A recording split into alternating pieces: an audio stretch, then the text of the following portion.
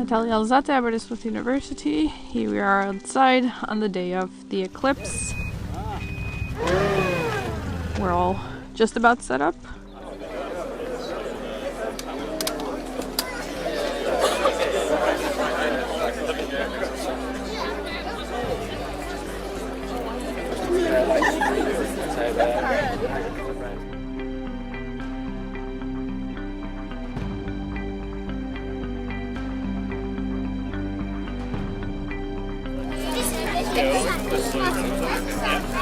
Yeah, that's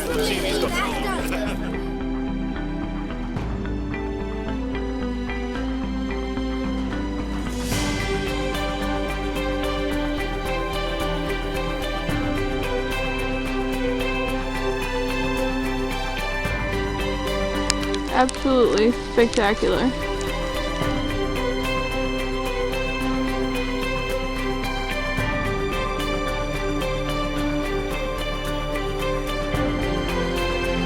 The morning was absolutely excellent, and finally the data we have is highly over the wildest dreams, so I'm extremely happy.